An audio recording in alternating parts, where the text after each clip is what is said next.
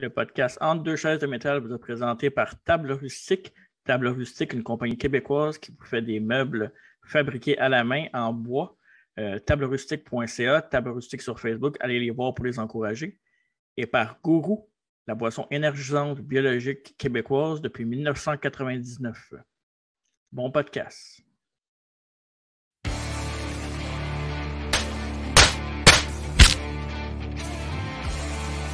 Master. Yeah.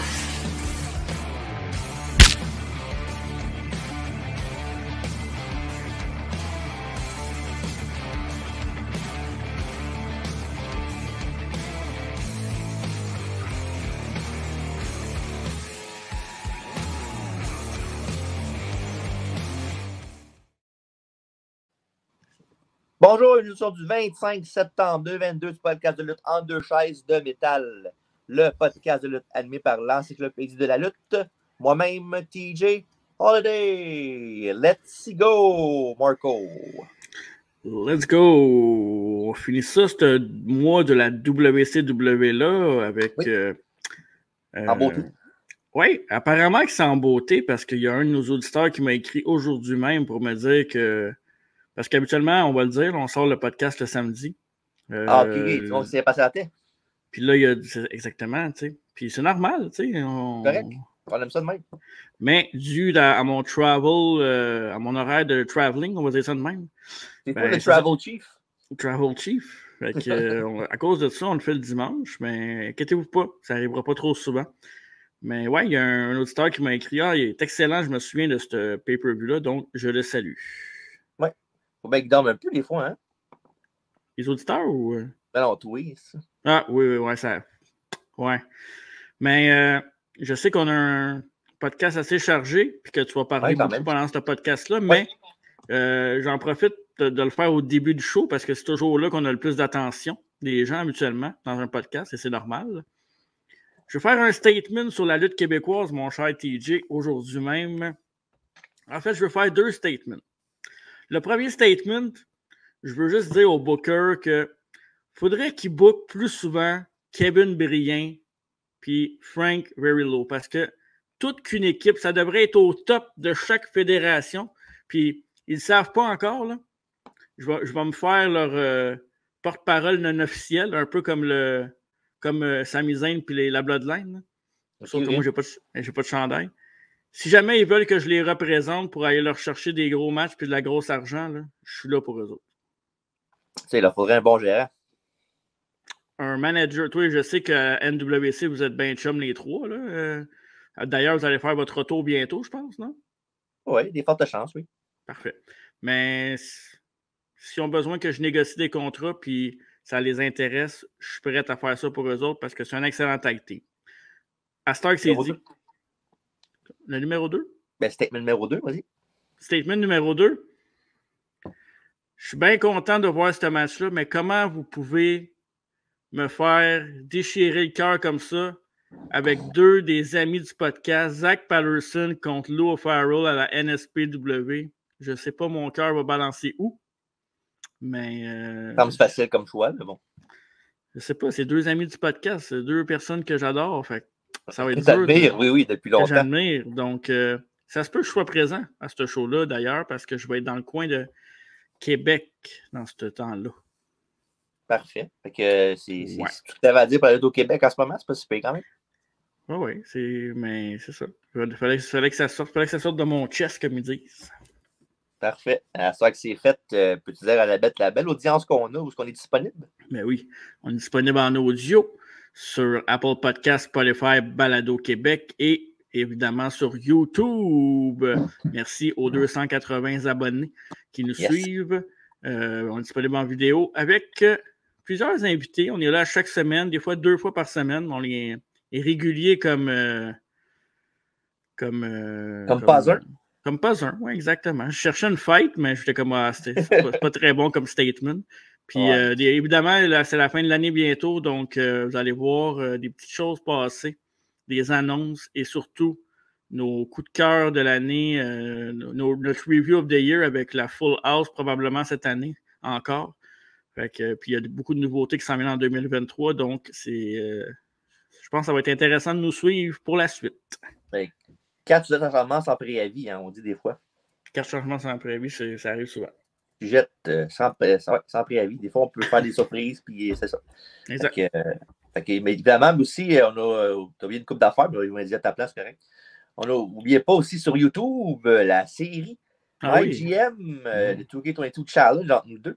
Fait que manquez pas ça tous les lundis à partir de maintenant. Oui, à partir de maintenant, il y a eu 2 semaines off, mais on est de retour jusqu'à la fin. Là. Un sprint. Oui, un sprint. Il reste 10 semaines au jeu. Fait que manquez pas ça sur YouTube le lundi soir. Puis aussi, c'est ça. Enfoncez ça. J'avais juste ça à dire le plus. Ouais, on est disponible aussi sur Facebook, Instagram. On est trouvé. Oui, TikTok, ce que je vais mettre des vidéos cette semaine, des nouveaux vidéos. Et là, Twitter, on n'a pas encore reçu notre compte, mais je pense que je vais créer un nouveau compte. C'est ça que je vais faire. D'accord, parfait. À un moment donné, ça va faire. Oui. As-tu des nouvelles sur En Deux Collections, finalement? Oui, En Deux Collections. J'espère que tu es prête, mon chum, parce que. Je pense que oui. Il y a du stock, là. Il y a du stock. Fait que ça s'en vient. Je vous dis pas quand, mais d'après moi, au mois d'octobre. OK, parfait. Pour pas vous le dire. Oui, pour pas le nommer. Exact. Fait que manquez pas ça, évidemment. C'est bientôt sur YouTube. Fait que maintenant que c'est fait, on est rendu au dernier événement du WCW Month pour le mois de septembre. Fait que, on est avec un retour review de Slamboree 98. Ça, c'était mon choix entre les deux. Parce que ceux qui ont le podcast, on fait souvent 2 par mois, mettons 2 Survivor Series, 2 Rumble, 2 etc. On choisit un des deux. C'était mon choix pour cette fois-ci. Lui, il avait choisi Spring Tabby 94, qui était un excellent show. Puis, je ne vais pas aller de punch tout de suite, là, mais je pense pas que ce show va le battre. Tu penses que ce show-là va le battre? Non, je pense pas que ce show-là va le battre. Mais bon, évidemment.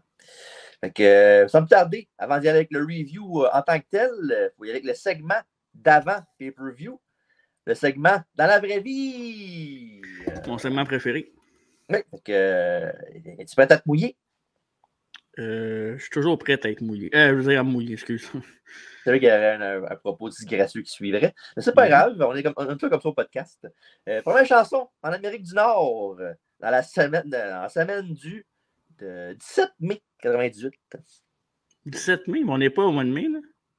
Ok, j'arrête de te niaiser avec ça. On n'est pas 98 non plus. Non, il y a ça. 17 mai 98. Ça, par exemple, je devrais quand même être proche. Ou peut-être pas. Ouais, je pense 98, j'étais en 6e année. On était en 6e année en 98, je pense. Ça se peut-tu? Ouais, 6e. Non, je pense que c'est un petit peu plus tôt. Mais j'irai avec Ricky Martin. C'est la tune qu'on cherchait? Living the Vida Loca, c'est ça? Ouais, c'est ça? Non, la chanson, c'est une tune que je vais te dire le titre, tu ne sauras pas c'est quoi, mais que si tu l'écouterais par après, tu dis, c'est ça. Okay. Non, la chanson en tant que telle, c'est Too Close de Next. Ah oui, je sais quoi. Tu sais quoi? Attends, je te la chante? Tu veux, vas-y.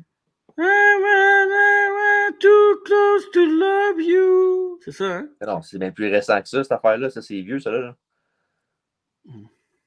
En tout cas. Et non, c'est pas une tune, c'est une tune plus danse, là, un peu. Là. Too close. Non, ok. En tout cas, je te dis, tu le reconnaîtrais si tu l'écouterais, mais après le podcast, tu iras faire ça. Parfait. Première chanson, au Québec. Ça, par exemple, tu ne l'auras sûrement pas. Mais je peux te donner un indice, si tu veux, c'est un homme. Ouais. C'est pas. Désolé pour ceux qui l'aiment, mais il n'est pas dans nos bonnes grâces. C'est pas un de nos préférés. À cause de qu'est-ce qu'il a fait ou à cause que ça n'a jamais été un de nos préférés? Je pourrais dire les deux, mais. Ah, ben, Kevin Parent? Non. C'était la chanson Reviens-moi de Sylvain Cossette. Ah non, c'est une merde, ça, Sylvain Cossette. C'est ça, je disais. Sylvain Cossette, c'est celui qui a ruiné André Waters. Qui a ruiné André Waters, qui était meilleur que lui à 100%. Là, en tout cas, là, parle-moi pas là-dessus parce que moi, André Waters, de ceux qui ne le savent pas, c'est ma girl. C'est ça. Elle dépend de toi, c'est ça? Oh, j'aimerais ça. Elle était tellement talentueuse, elle est tellement belle, André. Là. Wow. En plus, elle a un beau nom. C'est vrai, hein? J'ai oublié ce détail-là. Bref, premier film au box-office maintenant. 98. Américain ou québécois, les deux, hein? Ben, tout le temps américain. J'aimerais ça que tu me donnes des indices, par exemple. Tout le temps un petit indice. Pas obligé d'être un indice facile. Là. Ben, c'est pas un film, genre un film que je connaissais, mais que j'avais jamais vraiment vu. Là. Comédie? Non, c'est un film d'action. Là. C'était avec. Je te donne des acteurs si tu veux. Ah ouais, vas-y. Là-dedans, il y a Morgan Freeman, il y a Robert Duvall, puis il y a Elijah Wood.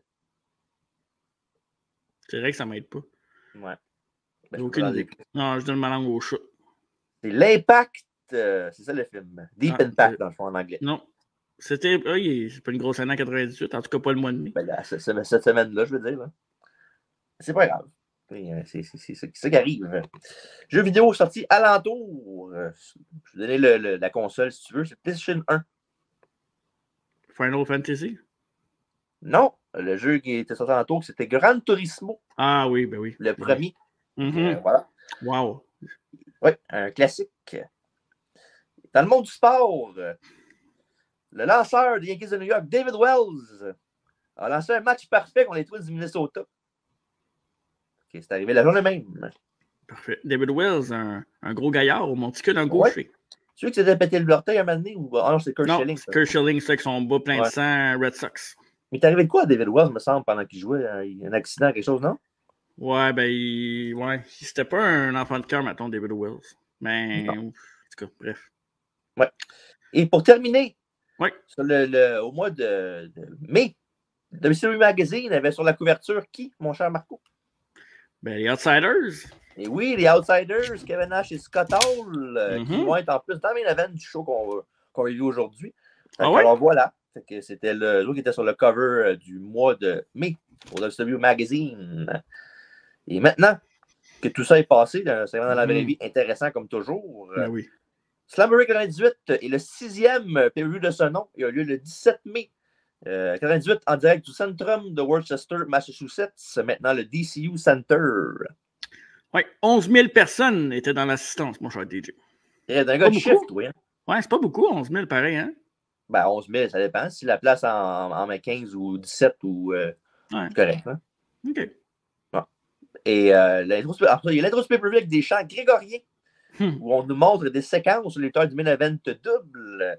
Il y a aussi des mots qui flashent à l'écran. Là. Ils montrent Bret Hart, Marc Controverse, Macho Man, mon pouvoir. Ça fait la même. Oui, c'est beau. C'est très, très beau. Là, ça a l'air de rien, c'est moi qui le dis, mais allez voir ça, c'est beau.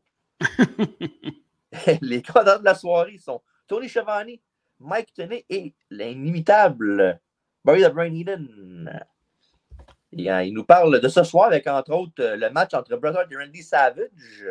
Et aussi sur le fait que Scott Hall n'est pas arrivé à l'aréna encore. Scott Hall va être dans le main event de la soirée.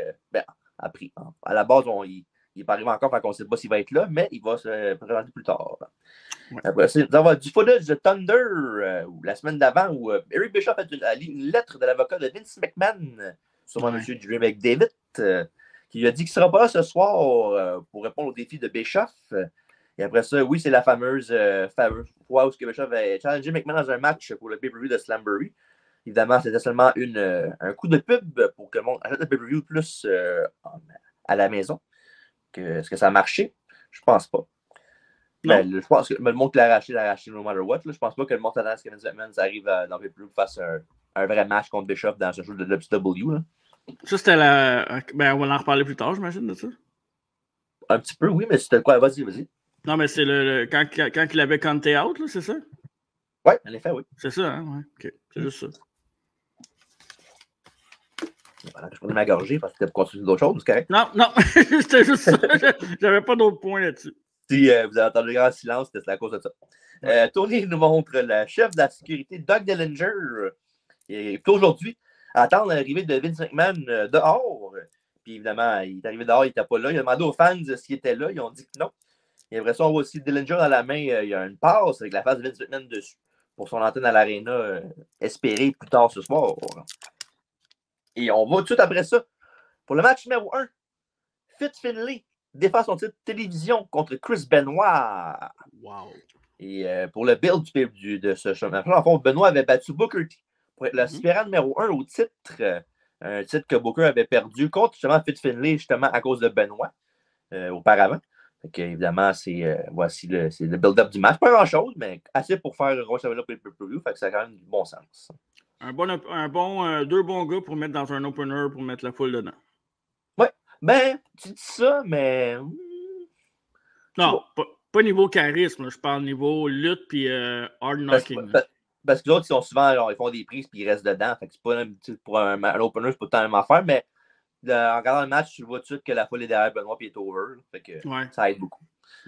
Début égal, les deux lutteurs. Benoît, il va d'un brise-rein, tour du monde, de la prise où l'adversaire tient les cordes là, pendant que lui, il tient les jambes puis il l'écrase. Vous savez, c'est quel, là? Non, c'est quoi? Peux-tu nous l'expliquer? Regarde les vues, tu vas le savoir. OK! Ça qui arrive quand t'écris des fois, puis ça fait pas ce que t'écris. Exact. Finlay répond avec une line, ça, je sais c'est quoi, par exemple. Et un slam à l'extérieur du ring où il prend les devants. Après ça, il y a Benoît qui se sort d'un camel clutch avec un elevator drop, mais ne peut pas capitaliser sur ça. Les dos dans les yeux, le remet au sol. Et après ça, Finlay s'en prend au cou du crippler. Après ça, Finlay prend une chaise et il veut l'utiliser sur Chris, mais il l'en empêche et lui donne un coup dans le dos avec. Pas de DQ là-dessus. On va voir un combat de championnat de télévision se terminer comme ça, apparemment. Because it's WCW. Quoique, si ça avait fini en DQ, tu aurais sûrement chialé. Ben, parce qu'en même temps, je peux pas chialer. C'est mon bon Nick Patrick, l'arbitre. C'est pas ses raisons pour le DQ. Ouais, c'est ça. Quand c'est Nick, c'est correct. Hein? Mais en même temps, Finlay a amené la chaise. C'est à lui pas de l'amener à la chaise, ça n'aurait pas arrivé. C'est vrai.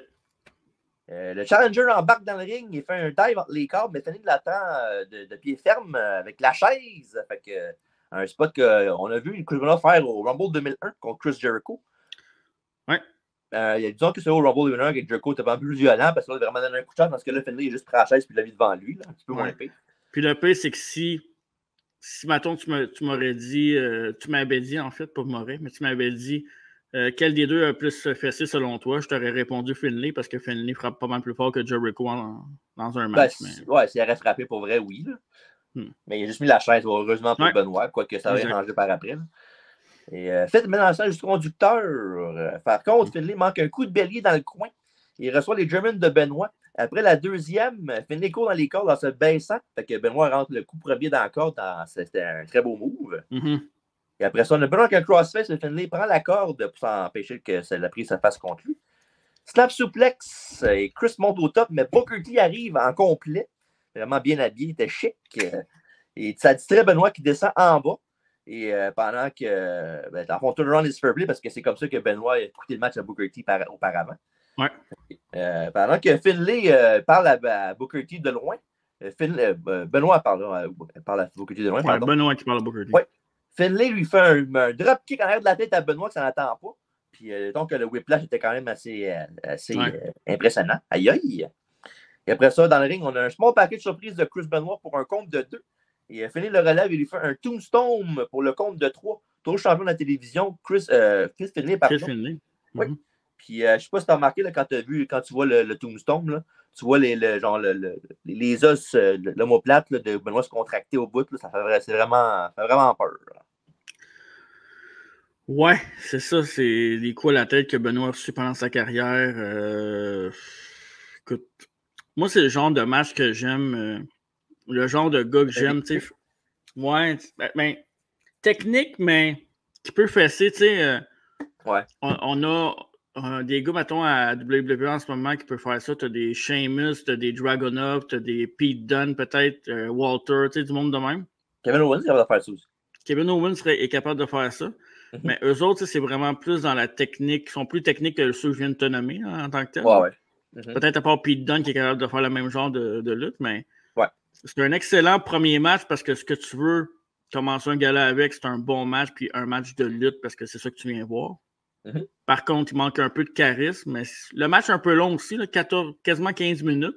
7 minutes, je pense. Non, 14,55, je ne me trompe pas. 14,53 même. Ça m'a paru vraiment long. Plus long que c'était que ouais, c'est ça. Fait un peu trop long pour ces deux gars-là, selon moi, parce que oui, la lutte est bonne, mais ça prend un petit peu plus que de la lutte quand le match est long, d'après moi. Ouais. Mais pas mauvais en tant que tel. Non, un match solide, là. C'est juste comme tu as dit, là, c'était un petit peu plus long, mais pas tant que ça non plus. Là, on ne va pas virer fou non plus. Non, pas comme c'était pas interminable. Mais puis si maintenant vous êtes un de ceux qui aiment pas voir les matchs de Chris Benoit, ben ce match-là, je vous le conseille pas. Il y en a du monde encore qui va regarder les matchs de Chris Benoit, ça se peut. Là. À un moment donné, il faut savoir séparer les choses. Je parle pas pour moi, je parle en général. Là. Tu ne peux pas forcément écouter Chris Benoit parce que ça fait longtemps. Le monde va regarder écouter à cause de ça. Là. Tant que tu ne fais pas de dommage, t'es correct. Ouais, c'est ça, exactement. Anyway, c'est bon content de le revoir. Ouais. Benoit et Booker T vont s'affronter dans le fameux 4 de 7 que Booker T va gagner évidemment en 7. Et par la suite, Booker T va battre Finlay pour donner changement télévisuel au Great American Bash le 14 juin 1998 à Baltimore. Oui.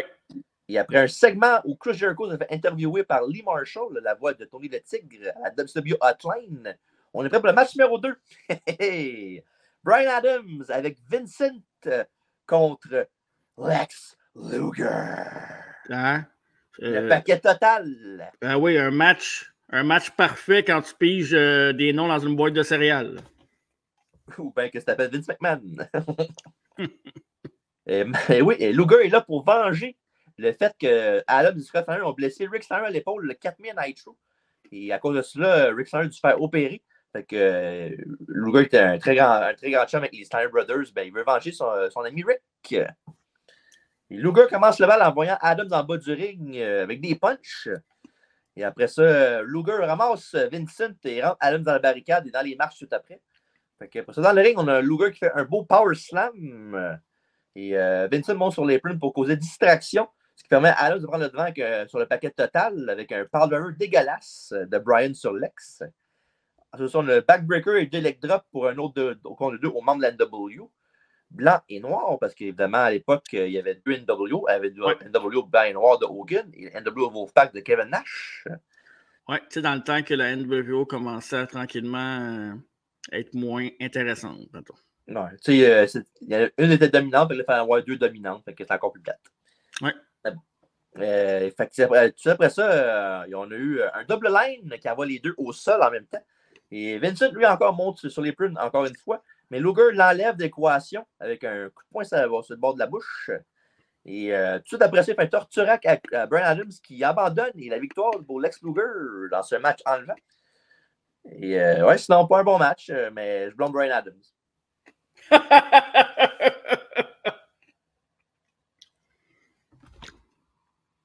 Le second silence explique que, premièrement, je mange une pastille.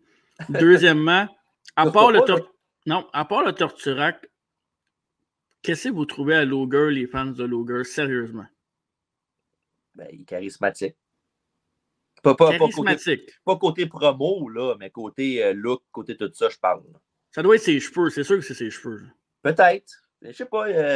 Mais Lex Luger, là, je peux mettre le doigt dessus. Pourquoi je l'aime? C'est beau. C'est ça, on n'est pas capable de le dire pourquoi tu l'aimes non plus, hein? Ben, c'est parce que le monde, il y a un bad rap sur Internet comme quoi il n'est pas bon lutteur, mais c'est pas vrai qu'il n'est pas bon lutteur. Là. C'est juste que des fois, ça lui prenait beaucoup pour qu'il give a damn, c'est tout. Mais moi, j'avais pas Internet quand je le trouvais pas bon.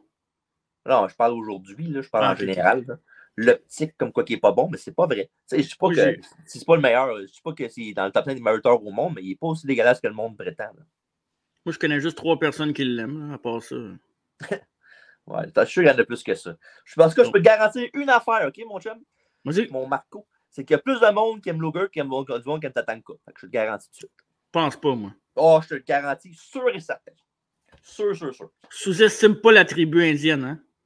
Ah ouais, non. Puis il y a plus de monde qui aime Luger qu'IRS aussi, je te le garantis. Bref, le match, toi? On peut passer au prochain. Le match a duré... Il a duré 5 minutes, le match, puis c'est bien en masse de même. Moi, j'ai enlevé un petit 5 minutes de Finlay, puis Benoît, je l'ai mis à ce match-là à la place, ça a été meilleur. Tabarouette, non? Ouf! Donne la note de cela. Candidat pour les Razzies la soirée. Pas gentil. Non. Après ça, on a Perry Saturn qui est avec une promo backstage. On voit juste sa tête, dans le fond. Il dit que ce soir, il n'y aura pas de match Gauntlet parce qu'il va battre Goldberg lui-même et qu'il a trop écouté Raven. Il dit maintenant, what about me? What about Saturn? Et maintenant, il s'occupe de lui. Évidemment, à l'époque, on était encore sous les emprises de Raven dans la Raven's Flock. C'était bon, ça. Oui, ça va être un bon événement entre les deux, évidemment. Puis, on le dit souvent au podcast, là, mais Perry Saturn, là, pour moi, c'est un lutteur sous-estimé. Oui. Vraiment. Ouais. Le monde se rappelle juste de Moppy et tout ça, mais c'est dommage. Match numéro 3. Une Battle Royale où le gagnant affrontera Chris Jericho tout de suite après pour le titre Cruiserweight. Voici les participants. Oh yes. Super Calo, Chavo Guerrero Jr., Damien, Cyclopé, El Dandy, El Grillo, Juventud Guerrera, Marty Jannetty, Billy Kidman, Evan Caladias, Lenny Lane, Psychosis, Silver King, Johnny Swinger et Villano 4. Ouais. Puis, oui, petit complément d'information pour dans le temps, tu sais, la Lucha Libre puis la Light Heavyweight Championship à la WCW, c'était quelque chose que Eric Bischoff connaissait, mais ne connaissait pas tant que ça. Puis il voulait apporter la saveur internationale, lui, à WCW. Puis c'est grâce à Conan. Je ne sais pas si on l'avait déjà parlé au podcast, mais c'est Conan qui était le lien entre lui et Bischoff, parce que Conan, c'est même encore aujourd'hui à AAA, c'est lui qui dirige un peu ça. C'est même lui, je pense, que le lien entre lui et la AEW aujourd'hui. Je ne me trompe pas? Ou... Pas mal lui, le parrain, mettons, du Mexique. Du Mexique, là, c'est ça. Ouais. C'est grâce à lui que la WCW a pu avoir autant de bons talents de haute voltige. Ouais. Mais le highlight de ce Battle Royale-là, c'est pas l'action pendant le combat, au cas qu'il y a des bons moments à un moment donné. Mais c'est avant ça, parce qu'on a l'aventure maison David Penzer, ça va pouvoir introduire les lutteurs, mais il se fait interrompre par Chris Jericho lui-même. Évidemment, il a fait l'introduction de tous les lutteurs du match, puis je n'ai pas toutes nommées parce qu'elles ne sont pas toutes bonnes. Là. Il y a des fois, il y a des affaires qui sont correctes. Mais j'ai écrit les points forts. Fait que les voici. Wow. Sur Damien, il dit que pour l'instant, il ne peut pas se permettre de s'acheter un masque. C'est pour ça qu'il y a du maquillage. Okay. Après ça, sur El Dandy, il dit que le gagnant de concours de sosie de Lou Ferrigno. Et pour ceux qui ne savent pas, Lou Ferrigno, c'est celui qui avait fait Incroyable Hulk à la télé en 1977. Il faut avoir la référence en maudit. Hein? Bon, ouais, mais c'est en 98 aussi. Là. Il était quand même des nouvelles récemment à l'époque. Okay. Sur Juventud Guerrera, il dit que c'est l'homme le plus laid de notre sport aujourd'hui. Évidemment, les anciens ennemis. C'est Jericho qui avait fait perdre le masque à Juventud Guerrera, justement, la fois qu'il l'a perdu. La fois qu'il l'a perdu. Ouais. Sur Kidman, il dit qu'il a la leçon calamine pour lui après le show. De quoi? Il se grattait tout le temps. La leçon calamine. Ouais. Il se grattait tout le temps dans le temps, quand il était dans Flock. Sur Psychosis, il dit qu'il y a une grande collection d'enjoliveurs. Et si vous en voulez un, vous en demandez un, il va en procurer un. Ceux qui ne savent pas c'est quoi les enjoliveurs, c'est des affaires des upcaps de char. Je pensais qu'elle allait... Oui. Non, vas-y, dis non, continue. Non, vas-y, j'ai rien à dire. Vas-y. Ah, je pensais que sur Psychosis, il allait dire c'est le gars qui passe pas aux douanes. Alors, c'est pas de suite, ça. Okay. C'est un préjugé, là, vraiment, des Mexicains là, qui veulent des upcaps. Là. Ouais. Ça va de l'époque, hein? Mm-hmm. Et aussi sur Silver King, ça, je l'aime bien celle-là. Il dit que s'il peut gagner 12 matchs de plus, il sera promu en Golden King. Pas pire. Ça l'est bon. Ah ouais, j'avoue. Fait que, mais ça, c'est comme je suis souvent en podcast. Là. Quand moi je le dis, c'est correct, mais quand la personne dans le show, c'est le plus beau. Fait que voir ça vaut la peine. Puis en plus, c'était même pas un Jericho à son meilleur au micro. Là. Il commençait à cette époque-là de faire des niaiseries. Là. Ça faisait pas loin, c'est ça. Ça faisait pas tant longtemps. Là. Ouais. Puis il disait comme quoi qu'il était pas allé de backstage, il a regardé le match avec un petit café. Puis il n'est pas menteur parce que plus tard, il monte la Battle Royale puis il est backstage avec un petit café dans la main. D'après moi, il savait qu'elle allait se faire filmer. Il regardait ça la caméra de côté? La TV de côté? Non, il était quand même placé correctement, mais il était de côté un peu loin. OK, c'est bon. Entre les deux. Des changements de règles pour ce Battle Royale-là, dans le fond. En plus d'avoir des soirées élues par le troisième corps avec les deux pieds qui touchent le floor, évidemment. Il peut y avoir des comptes de 2, des comptes de 3 et des soumissions aussi. Mais je ne sais pas pourquoi ils ont ballé faire ça. Il n'a pas eu un crise dans le match. Okay. Bon. Because WCW. Rien signalé pour les 2 premières minutes jusqu'à ce que Kidman élimine Evan Caradias, le futur 3 count. Yes! Et après ça, Chavo Guerrero Jr. envoie Johnny Swinger en bas du ring avec un beau backdrop pour l'éliminer du combat royal. Mm-hmm. Et dans un écran séparé, comme je disais tantôt, on voit Jericho qui regarde le combat avec son petit café à la main. Et pendant ce temps, le Psychosis manque une descente de la cuisse de la troisième corde sur Silver King. Mais par contre, Silver King s'en sort pas aussi bien avec Chavo qui lui fait un DDT de tornade. Guerrera élimine Super Calo en le drop kickant pendant que les deux étaient au top rope. Et quelques secondes plus tard, Lenny Lane sort Silver King avec le même spot. Et El Dandy backdrop El Grillo à l'extérieur du ring pour rétrécir le nombre de participants pour ce combat. Et après ça, El Dandy est en feu. Il élimine Marty Jannetty après avoir éliminé El Grillo. Mm-hmm. Et après ça, maintenant, Damon élimine le vilain numéro 4. Maintenant, ils sont rendus 8 dans le match. Il aurait dû mettre Red Rampage tant qu'à avoir Damon dans le match, non? Oh, ouais, j'ai compris. Okay. Kidman dit à Lily Lane de monter sur le 3e câble pour faire un moonsault de la Juventude. Ouais. Mais quand il est dos, Kidman prend Guerra et le whip vers Lily Lane qui l'élimine. Lily Lane qui ont pris par après pour faire le suivi de Chris Jericho des fois quand il avait besoin d'un double. Ouais. C'était cool, ça. Ouais, pour vrai. Puis, après ça, on a Juventude qui élimine Damien et Chavo, Dandy et Kidman sort Chavo. On a le Final Four, Kidman, Cyclopé, Psychosis et Juventude Guerrera qui affrontera M. Jericho. Et avant que tu poursuives ton résumé, je sais que ceux qui nous écoutent meurent d'impatience de savoir est-ce que Kidman a renversé un powerbomb? On va voir avec son rendez à lui. Je pense que non, mais je regarde. OK. Jouvy et Cyclopé travaillent ensemble le temps d'un move et Cyclopé envoie Joey par-dessus sa tête et Guerra ramasse Kidman avec un beau dropkick. Et après ça, Psychosis lui manque un coup de genou sur Cyclopé dans le coin et avec le momentum passe par sa 3e corde et est éliminé du combat. Bye bye. Et aussi bye bye Kidman grâce au titre de Guerrera. Fait que non, il n'a pas renversé de powerbomb en Facebuster. Il faisait plus ça en Babyface. C'est vrai. Il ne le faisait pas. Non. Parce que, ouais, ça. Après ça, Cyclopé et Joey s'affrontent pour savoir qui va affronter Jericho par après. Ils se font face, mais Cyclopé parle à Juventude. Et là, pendant que la bête Nick Patrick est dans le coin, puis il dit là, allez-vous vous battre à un moment donné, là? Ben, il se serre la main. Et Juventude s'élimine lui-même par ça pour faire gagner Cyclopé. Le gagnant de la Battle Royale est Cyclopé. Et pendant que, tout après la décision, Cyclopé se baisse, enlève son masque. Et c'est Dean Malenko en dessous du masque. L'homme aux 1000 prises? Oui. Ben, aux 1000. Ouais, c'est ça. Quand le reveal se fait, là, c'est fou. Là. Je pense que c'est pas mal une des plus grosses réactions hors main eventer qu'il y a eu sur la WCW. Là. Mm-hmm. Parce que le monde sont debout puis ils capotent. Là, c'est vraiment genre l'ovation monstre. Là. Fait que c'est vraiment le fun de voir ça. Là. C'est pas tant les Hogan et les Sting qui ont ces pop-là. C'est le fun à voir. Là. Mais dans ce temps-là, Malenko, Jericho, Benoit, Mysterio, Guerrero, je l'ai dit aussi, je pense, Guerrero 2 fois.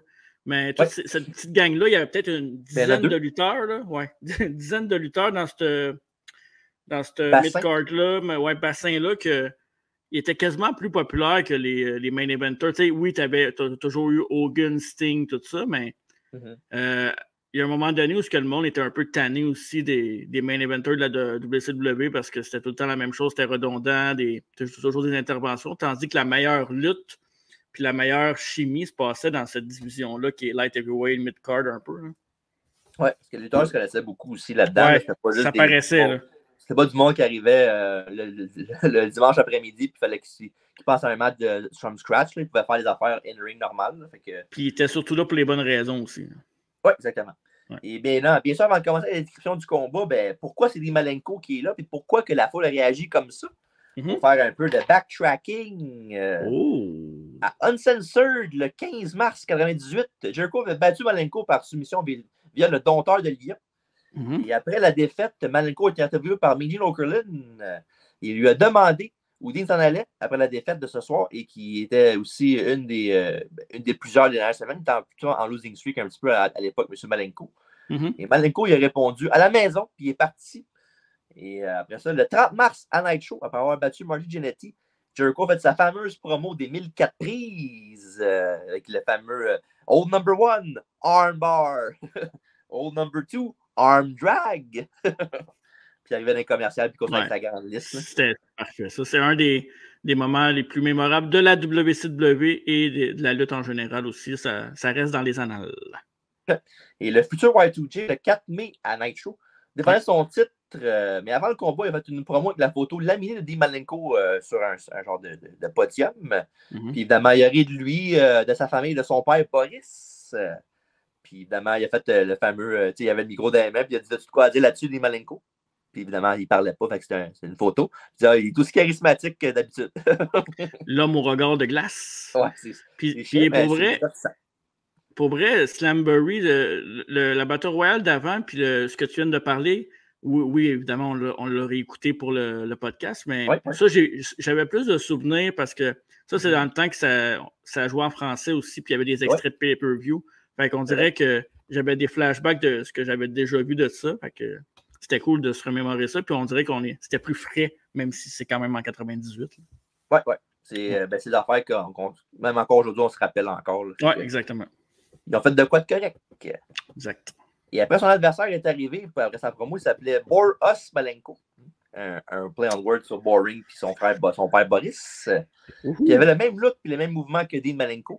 Et Jericho l'a facilement battu dans le combat. Et la semaine suivante, le vrai frère de Dean, Joe, est venu confronter Jericho. Puis ce dernier a fait semblant de le respecter pour ensuite l'attaquer sournoisement. Et voilà le pourquoi du comment on est arrivé là. Joe Malenko ou Joe McCarthy? Non, Joe Malenko. OK. Il n'était pas de celui de Joe McCarthy. OK. Et si tu veux, par-dessus tout ce que je viens de nommer, ouais. un fun fact pour toi, le lutteur de Battle Royale El Grillo, qui veut dire le criquet, est en effet le gars qui faisait Cyclopée d'habitude. Comme ça, évidemment, il a pu lutter dans le combat, puis il a pu donner le saut à Dean Malenko pour faire l'effet du match, de la surprise. C'est cool, pareil. Cyclopée, il n'a pas déjà été à TNA? Non, je pense pas. Non? OK. J'ai comme un... J'étais pas sûr, mais c'est bon. Pourquoi tu... OK. Je n'ai pas aucune idée pourquoi je te demande ça, mais on était dans les fun facts. Ça a l'air que j'étais à côté de la track là-dessus. OK. Mais c'est pas grave, tu as le droit. Oui.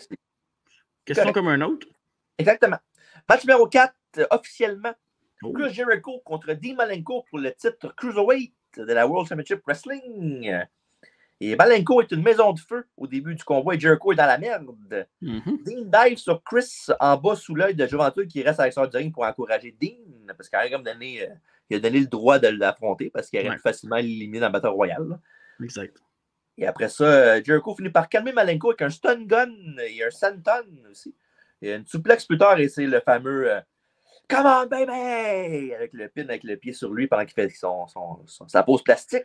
Puis, tu sais qu'à cette époque-là, peut-être un peu moins aujourd'hui, là, on voit Wardlow finir souvent ses matchs de même aujourd'hui. Mais à cette époque-là, mettre un pied sur un adversaire comme ça, c'était une marque de non-respect envers ton adversaire. Puis ça pouvait même créer de la bisbille backstage après ça. C'est pour ça qu'il faisait Jericho, parce que c'était heel de faire ça. Et voilà. Puis je me rappelle, il avait tu peux le faire à WrestleMania 2000, puis juste sur le A, puis il pinait comme ça, c'était écœurant. Malade. On dirait que je fais un référence de jeu vidéo à tous les fois qu'on fait WCW. Hey, spécial jeu vidéo bientôt. Un jour, on va l'avoir, je te garantis. Et un Lion Salt pour un compte de 2. Et après ça, un back elbow de la 3. Puis encore une fois, c'est un compte de 2 pour M. Jericho. Et après ça, Chris amène Dean au top en position de Hurricane Rana. Mais Malenko l'empêche et rendu en haut, il fait son Godbuster qui n'était pas. D'habitude, il fait mieux que ça. Là. C'était pas très beau, mais le move en tant que tel, c'est quand il le fait parfaitement, il est écœurant. Et malheureusement, comme j'ai dit, il n'y avait pas tant d'impact sur ça. Et là, pendant que je tourne la page. Et là, on ne parle pas de TNA, on parle d'impact du move. Mais... Oui, ou le film de tantôt.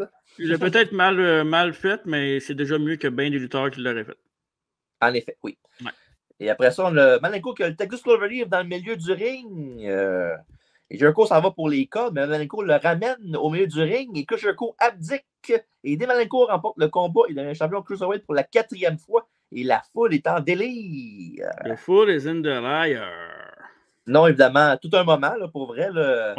La Battle Royale, le match était bon, mais sans plus. Là, mais ce qui fait que l'action dans le ring était là, mais n'était pas superbe. L'histoire entourant ça fait que c'est un segment incroyable pour vrai. Là. Puis des fois, il faut que l'histoire soit plus bonne. Pas nécessairement l'action dans le ring qui va faire que la storyline est dit « Oh, wow, c'était écœurant ». Mais ça, c'est un exemple parfait vraiment de ça. Fait que bravo pour ceux qui ont pensé à ce segment-là, puis évidemment Jericho et Malenko. Puis ce qui est le fun aussi, c'est que Jericho peut carrier la rivalité au micro, tandis que Malenko lui peut répondre avec ses actions dans le ring après. Fait que C'est parfait. Puis toi, le match, même chose que moi à peu près, j'imagine? Ouais, c'est ça. Puis tu sais, Malenko et Jericho, c'est 2 bons lutteurs. Là, Malenko, c'est un autre que, tu sais, on parle de Saturn tantôt. Malenko, on en parle un peu plus. On sait qu'il est respecté en tant qu'agent aussi parce qu'il est renommé pour faire des bons matchs, construire des matchs. Mais moi, Malenko, à part son charisme, j'ai toujours trouvé que c'est un excellent lutteur qui aurait dû peut-être avoir peut-être un petit peu plus de push dans sa carrière. Il n'y a pas de mauvaise carrière, mais en même temps, je comprends pourquoi il n'a pas réussi à rise le top, là, parce qu'il manquait un petit quelque chose. Mais gros fan de Dean Malenko en général. Très, très, très bon lutteur. Puis Jericho, c'est Jericho. On sait qu'est-ce qu'on pense de Jericho. C'est un des meilleurs à faire ce qu'il fait. Exactement. One of the best, one of the GOATs. Oui, exact. Mais malheureusement, ça va décevoir bien du monde, évidemment. Mais malheureusement pour Malenko, il va être enlevé du titre quand ça va être dit que vu qu'il n'a pas mérité son title shot lui-même, ça ne marche pas. Parce qu'évidemment, il s'est déguisé en l'autre lutteur pour avoir le combat de championnat. Ils ont mis la ceinture vacante. Et Jericho va gagner ça contre Malenko au Great American Bash 98 quand Dean a été disqualifié. En bout de ligne, Malenko va avoir le dernier mot quand il va arbitrer un match pour le titre entre Jericho et Juventud Guerrera, ou We the Juice, à Road Wild, où Guerrera va gagner la ceinture Cruiserweight. Parfait. Ouais. Et pendant que la cage descend, parce que plus de détails là-dessus plus tard, très bientôt, en fait, on nous montre la Vinimac Cam qui regarde si Vince arrive. Et Dillinger arrive et il parle avec un autre gars de sécurité. Il y a une limousine, mais ce n'est pas Vince qui est dedans. Et évidemment, Tony Schiavone lance un commentaire comme quoi que si tu voyais Jim Ross en avant, c'était Vince McMahon parce que Jim Ross a mis le temps ses sacs à Vince. Un petit peu de shooting, cowboy. Ouais. Évidemment, parlant de cage, match numéro 5, Diamond Dallas Page. La crasse. Contre Raven dans un combat Deathmatch Bowery. Qui, évidemment, dans le fond, le combat de cage, c'est un combat de cage avec des armes dans le ring. Ouais. Un peu ce qui est devenu le Clockwork Orange House of Fun à TNA pour le même Raven. C'est vrai, ça. Ouais. Et les deux se sont affrontés à Spring Stampede le mois d'avant, où Raven avait battu les DP pour donner champion US. Et ceinture que Raven a perdu le lendemain à Night Show contre un dénommé Bill Goldberg dans un Raven Rules match. Un des très bons matchs du début de la carrière de Goldberg. Ouais. Un de ses meilleurs. Oui. Et DDP avait callé out Raven à Thunder et Nitro dans les semaines suivantes. Et les deux ont été dans le personnel avec Page qui a amené la soeur et la mère de Raven, tandis que Raven parlait de la mère de DDP. Comme ça, un peu. Évidemment, c'est du monde qui connaissait parce qu'ils ont été ensemble avant que Raven aille à la WWF en Johnny Polo, à la WCW en Johnny Flamingo. Son gérant, c'était DDP. C'est vrai. Ouais, DDP, c'est un méchant bout qui est là. Oui, il y avait sa faction, c'était Scott Hall, DDP, puis Johnny Flamingo. Oui. Toute une faction quand même, quand tu penses à ça. Je pense qu'on en avait parlé un peu dans le. Scott Hall, oui. Ouais, dans le bio du Scott Hall. Allez voir ça. Oui, exactement. C'est disponible partout. Ouais. Et après une attaque de Page sur la Flock et Raven a porté plainte à DDP à James J. Dillon. Avec résultat, Dillon et le WCW ont donné à Raven sa propre escouade anti-Emmert, son Riot Squad, if you will. Et par la suite, Raven a lancé un défi pour le combat de cage de ce soir, accepté bien sûr par Page. Et pour terminer, au Thunder, 3 jours avant, Raven a eu le dessus sur Page avec l'aide de son escouade anti-Emmert 10-4. Je te fais une parenthèse qui n'a pas rapport avec le show en ce moment, mais on parle de cage match. Oui. Il y a un match annoncé pour Extreme Rules entre Rollins et Riddle avec un combat de cage. Oui. Pas de curl, c'est un Lions Death match? Je pense que c'est le Fire Pit, tu penses ça? Fire Pit, non? Ça se peut. Il y a un nom. Avant, c'est Lions Dance match avec Ken Shamrock à l'époque. Ouais, c'est ça, hein? Mais il a fait ce match-là, je ne sais pas si tu te souviens, il l'a fait à NXT contre Timothy Thatcher, back in the day. Riddle, oui. Avant qu'il fasse le main roster, puis il y a Raw. Mais il était là à SmackDown plutôt. C'est vrai. Il avait mis Timothy Thatcher over dans ce match-là pour son départ. Puis ça va être une cage UFC, c'est ça, hein? Ben oui, j'en vois pas mal là. Avec un genre de haut là, avec un petit trempe dessus là, fait en rond. Ouais. OK. Bon, de retour au programme normal. Oui, Slamboree 98. Et parlant d'eux, la squad, ils vont être devant la cage pour protéger Raven pendant le combat. Et Raven prend l'avantage avec un court début de Page et il défait l'une des deux poubelles attachées dans le coin. avec plusieurs objets dedans, là, évidemment, avec les classiques, là, les cookie sheets, puis les trash can lids, tout ça. Les kendo sticks aussi. Et après ça, Raven essaie de frapper les tapis avec une cloche à vache. Mais Page l'a mis au tapis avec une line en faisant un tour sur lui-même, là, un move qu'il faisait souvent de chez Trademark. Oui. Et après ça, il prend la corde de taureau, il la met autour du cou de Raven, il le projette des deux côtés de la cage. Et pour faire comme Big Boss Man à WrestleMania 15, Page essaye de pendre Raven. Et la foule l'encourage. Mais voyons. C'était moins malaisant que Bossman, par contre. Ben, quand même, c'est quelque chose que tu montres à quelqu'un qui n'a pas à lutte. Ils sont bien malades, eux autres. Raven se relève à 8. Oui, parce qu'évidemment, je n'ai pas mentionné parce qu'ils ne l'ont pas fait. Là. Mais c'est comme un last man standing aussi. Là. OK, ouais, c'est ça. Ouais. En fond, ils font un compte de 3. Puis après le compte de 3, il y a un 10 secondes pour se relever. C'est comme un mélange de rules de 2 matchs. Non, il n'y a pas de compte de 3 qui se fait. Non. C'est juste un compte de 10, là, évidemment. Mais aussitôt debout, DDP le ramasse avec un magnétoscope, un VCR pour les intimes. Et Raven se relève à 7 et envoie DDP dans une poubelle dans le coin, le derrière de la tête en premier. Ouch! Et après ça, on a Raven qui frappe Page avec la poubelle et aussi une plaque à biscuits. Le fétiche à la NWA dans le temps. Oui. Surtout Dave. Après, on a un sleeper hold de Raven. Il DDP amène Raven dans le coin, dans la poubelle, sauf que l'arbitre du match était derrière Raven. Fait que tout le monde est rentré dans surtout l'arbitre, la tête première dans la poubelle qui était dans le coin.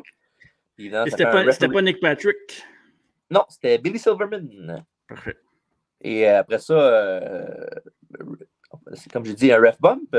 Page fait un croc en jambe à Raven qui se pète la fuse sur une chaise ouverte, le mouvement classique que Raven faisait d'habitude à ses adversaires lui-même.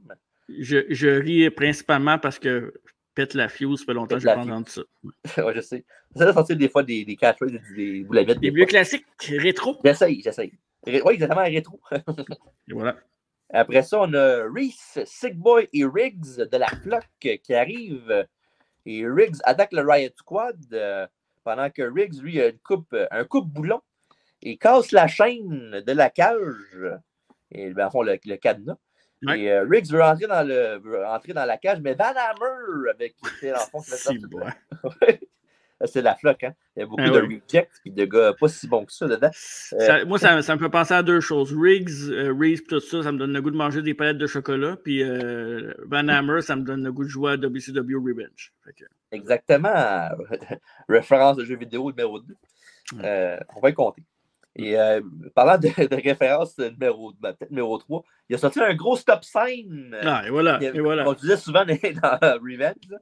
Raven, je pense que c'était son objet quand tu sortais en bas du ring. Chaque lutteur avait son objet, je pense, dans ce temps-là. C'était Raven qui l'avait. Ouais. Je pense que oui. Il y avait la partie avec sa chaise, évidemment. Là. Et voilà. Avec son bat et j'en passe aussi. Pas j'en passe, là, mais en tout cas. Bref. Et en fond, ouais, c'est ça. C'est pas tout bon des fois, hein? Hey, on devrait avoir des invités pour animer le podcast des fois pour nous donner un break. Moi, j'en ai un en tête, là, si jamais ça te tente. Zach ou pour les co-animer aussi, ça serait peut-être pas pire. Peut-être quelqu'un qui connaît ça un peu plus. Ouais, moi, j'aimerais ça l'animer avec Zach. Hey, toi, là, arrête de faire ton têteux, là. Non. En fond, il prend le stop sign. Stop. Puis il prend le stop sign, puis il frappe évidemment les membres du Reese, Sick Boy et Riggs. Et après ça, Van Hammer reçoit des menottes d'un des gars de l'escouade. Je sais pas pourquoi. Et menotte Reese à la barricade. Et après ça, DDP a Raven à sa merci quand deux policiers l'attaquent. Ils enlèvent en fond, le gars d'anti-émeute, ils enlèvent leur casque. Et c'est Kidman et Horace Boulder, aussi connu évidemment sur le nom de Horace Hogan, le neveu de Hulk Hogan.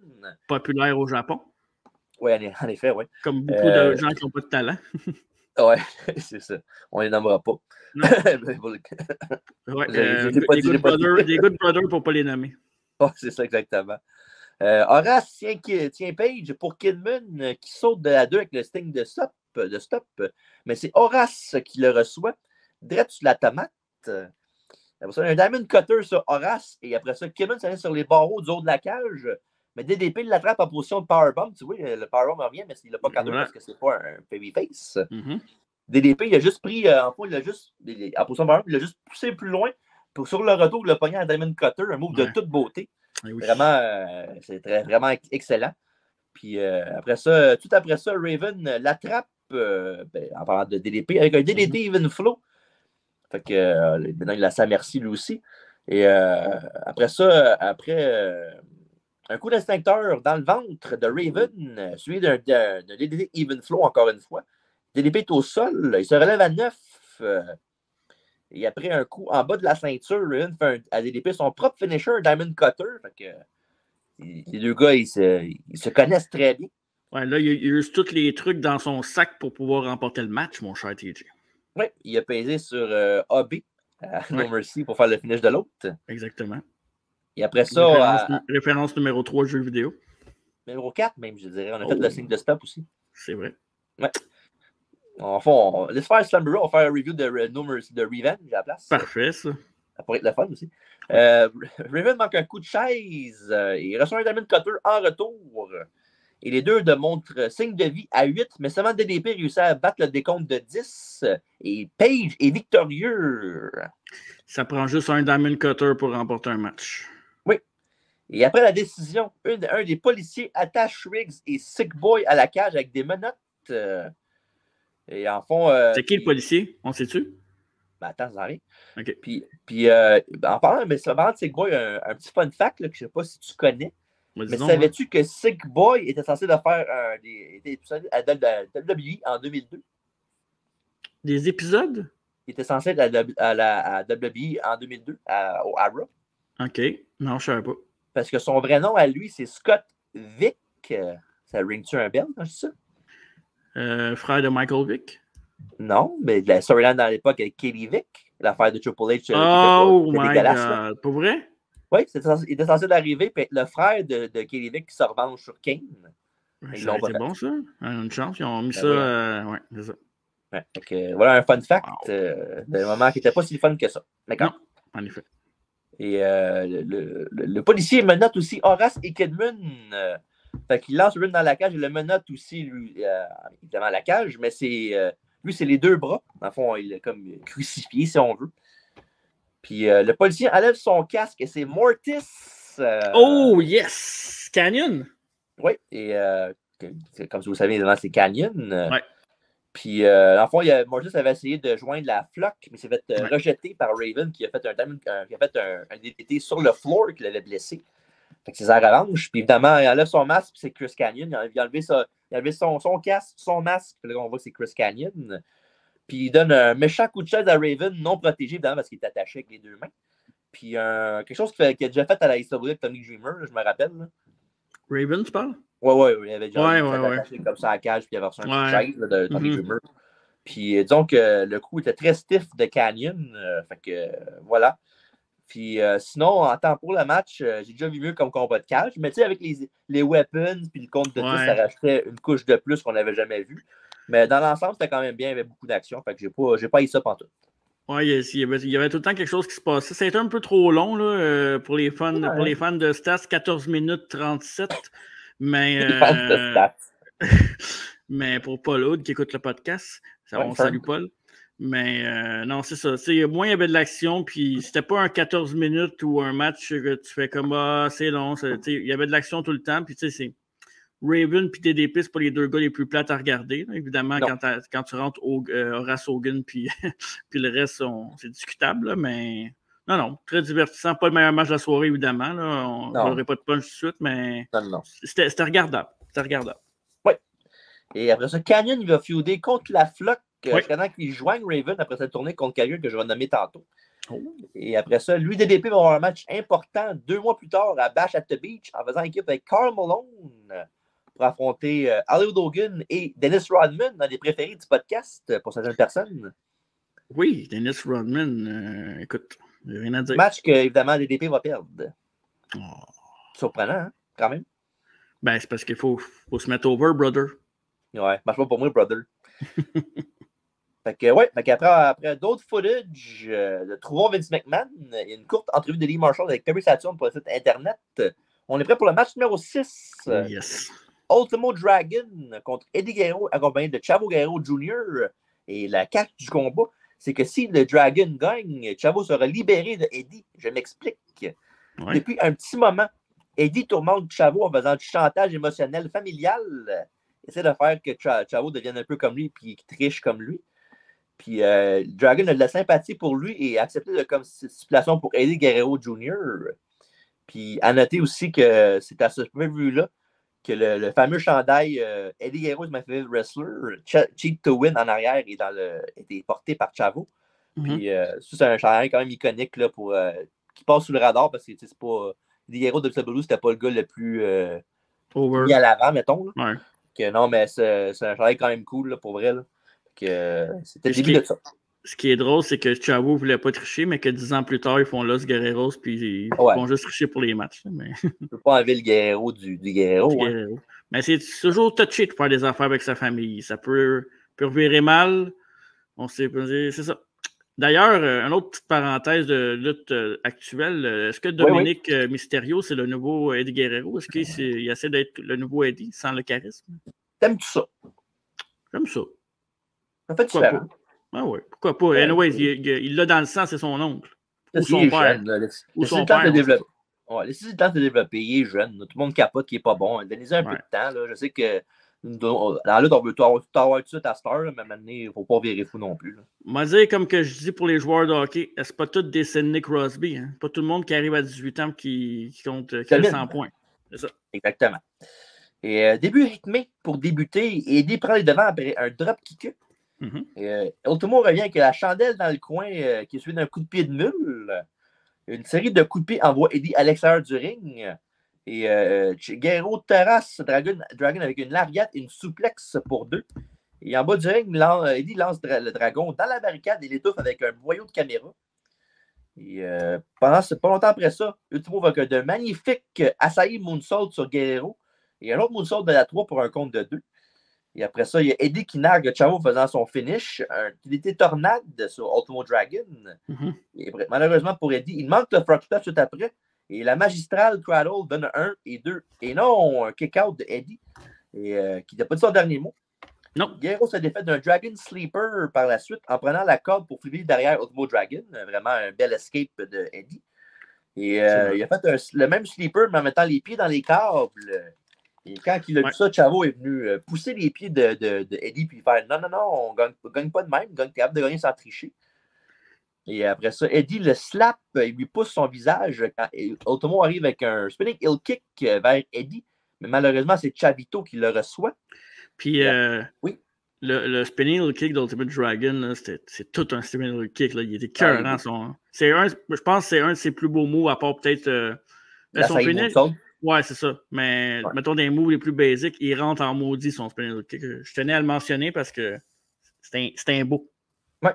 Un bon lutteur, Ultimo Dragon, pour vrai. Là, je dis bon lutteur quand tu check Cruiserweight. Je n'ai pas vu tous ces matchs non plus pour vous dire que c'est un bon lutteur technique. Là, d'après moi, il l'est. Là, mais ce que j'ai vu de lui, il était bon. C'est une légende du Lucha Libre. Il fait partie des tops. Oui. Big in Japan, mais pour vrai. Ouais. Et après ça, on a un beau brainbuster de Eddie qui monte au 3e corps pour faire un superbe saut de la grenouille. 1, 2 et 3. Chavo reste pris avec Eddie pendant que Ultimo Dragon perd le combat. Et après le tombé, Chavo pousse Eddie avant de s'attaquer à Ultimo Dragon, qui est vraiment en tabarnak, pour vrai. Ah, le judo.